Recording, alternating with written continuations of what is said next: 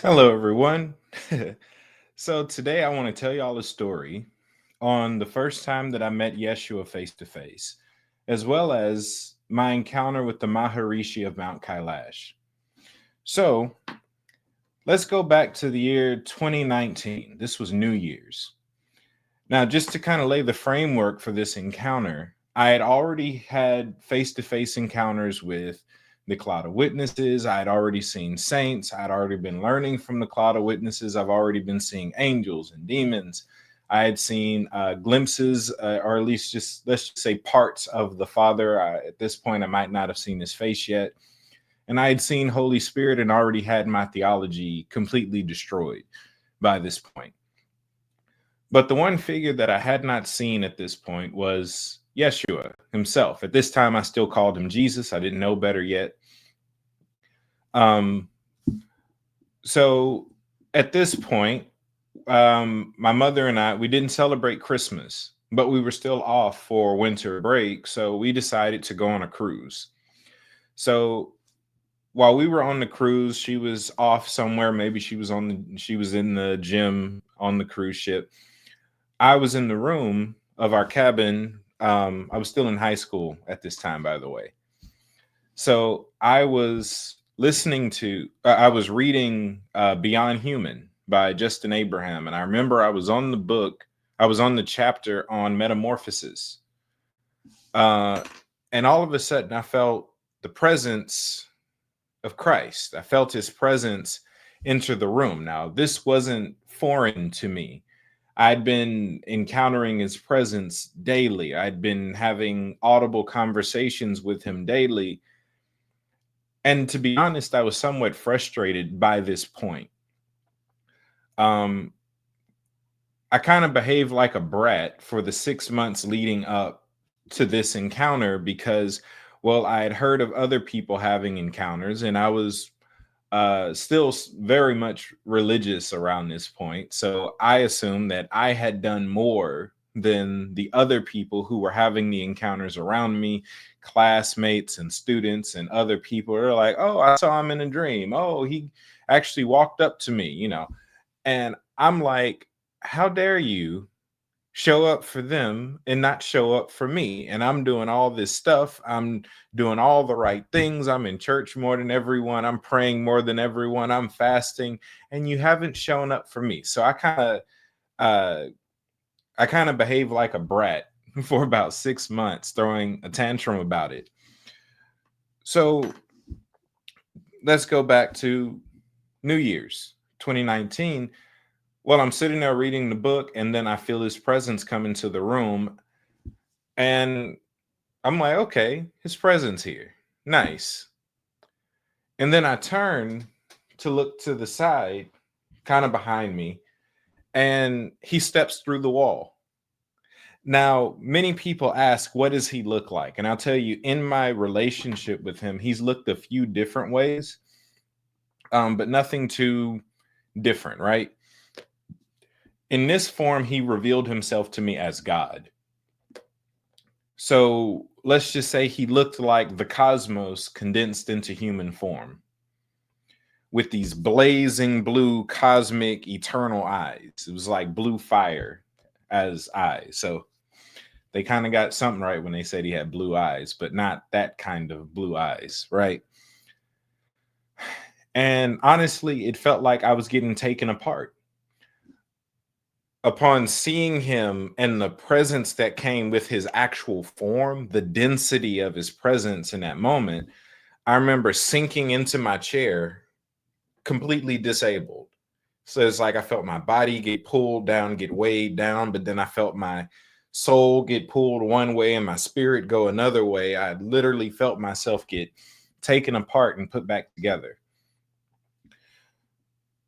And as I said before, we already had a voice to voice, presence to presence relationship.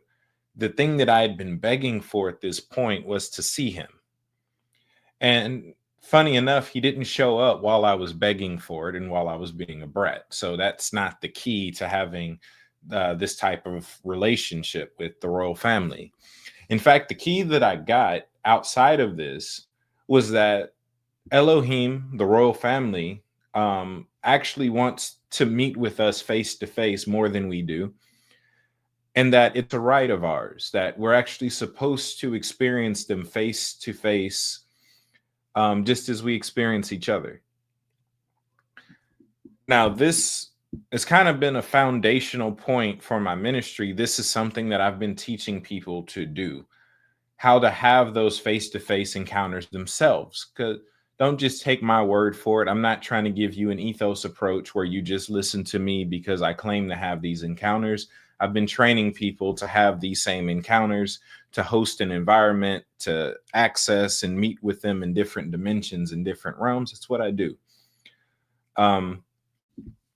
So that was my first encounter with Yeshua. Now, there were times other than this, just talking about times that I saw him after this, because I have maintained that relationship with him since then. He's come and visit me at work. When I was in college, I remember one time he showed up at college. Now, the first time I met him, he appeared in this cosmic form, but typically whenever he showed up, he appeared in a more human fashion. Hard to describe his appearance. Let's just say he looks like Bob Marley. Closest person I could say that he looks like. And I remember one day I was at college and me and him, it was after my art class. And we were standing outside talking to each other. And then I turned and he disappeared. And then I remember I walked off and somebody had asked me, "Hey, who was that tall guy that you were talking to earlier?" And it baffled me for a moment. I was like, wait, y'all could see him too. So I'm not talking about hallucinations or anything like that. So yeah, very much so a melanated figure. He's not white by any means. Um, Now, the Maharishi of Mount Kailash. So many of you may not know who this is, so I'll give you a preface. The Maharishi of Mount Kailash comes from a story told by an Indian mystic missionary from the early 1900s. He was a contemporary with Smith Wigglesworth in the Christian tradition, known as Sadhu Sundar Singh. Now, he was one of the greatest miracle workers and healers that I've ever researched. And I've actually experienced him a few times via the cloud of witnesses. So pretty awesome, right? Now, one of the things that he did was he went up the mountains. He would climb Kailash Mountain, and he would come back and tell people that he met this guy who he called the Maharishi, who was 300 years old at that time, and that he was teaching him all this ancient wisdom. And a lot of people didn't believe him, but some did. The Maharishi story, and you can actually find the works that Sadhu Sundar Singh actually left, where he details the life of the Maharishi up until that point, where he was a contemporary. He came from under Francis Xavier. He was a disciple of Francis Xavier, who pretty much had reached, I want to say it was his 90s. So he retired. He moved into the mountains and was just going to pray until he died.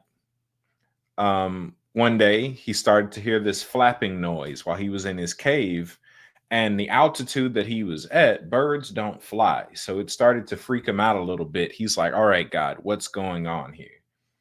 And it was at that point that his eyes were opened in the spirit and he can see all the angels around him. That was the flapping noise that he was hearing. And Yeshua walks up to him and pretty much does heart surgery. He takes out his heart and replaces it with a golden one. He says, "You're going to be here until I return." Not necessarily talking about his physical form, but more so the consciousness that he is. Pretty much, you'll be here until that which I am is everywhere, until this is completely redeemed and taken over. So pretty much what he does is he sits in the mountain and he prays for the world. He prays for the ecclesia. He imparts. That's what he does. So my encounter, I had heard of people like Ian Clayton and Bobby Connor who'd had these encounters of meeting this guy. My spiritual father, Cobus Van Rensburg, had met this guy. He himself was an immortality teacher. Cobus Van Rensburg, South African preacher who died 7 times before he decided not to come back from major accidents. Died of cancer 3 of those times, died of accidents the other few times. Powerful guy. Well, I had heard these stories at this time of them meeting this guy. And at this point, I was already well versed in traveling in the spirit. So I was like, let me go see if I can get a meeting with him. So I remember I traveled in the spirit as a spirit to Mount Kailash to meet him.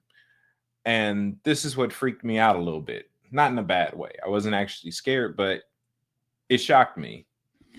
So here I am as a spirit. Remember, Yeshua takes me apart, body, soul, and spirit. This is when I started to gain revelation of the triune nature of man, that we are 3 people working together, body, soul, and spirit. I've done other sessions on that. So what happens is I go into his cave as a spirit, and he walks out to me, and he long hair, long beard, scraggly, old, long fingernails. And what caught my attention after this encounter is, well, yeah, I held my hands out and he grabbed me and prayed for me and then released me. And then I went back home. What caught my attention is that he grabbed my spirit with his physical hands. And I was like, how does he do that? And then this is when Yeshua started to coach me on actually functioning with the triune nature of mankind. What it looks like when the body, soul, and spirit actually work together. Pretty much what he started to show me is that when you can get all 3 of them to work together, they act as portals and doorways for each other's dimension. Your body is the portal by which your soul and spirit interact with the natural world. Your soul is the portal in which your body and your spirit interact with the astral plane. And your spirit is the portal in which your soul and your body interact with the spirit world. So those were kind of the foundational things that he started teaching me, and used my encounter with not just him, but with the Maharishi to kind of hammer in what that looks like. The ability to physically interact with spirits. Also, the ability to let's just say protect yourself. I saw visions of people getting shot at and the bullets just bouncing off because they had hid themselves in their soul and spirit. Bullets don't work on souls and spirits. So I was watching different uses of this in operation, but this was the foundational thing for me. This is where a lot of my this is what led me to really understanding anatomy as I do, as it pertains to not just the body, but the soul and the spirit. It came through very direct encounters and seeing it and then mastering certain levels of it myself. So that's it for this story time.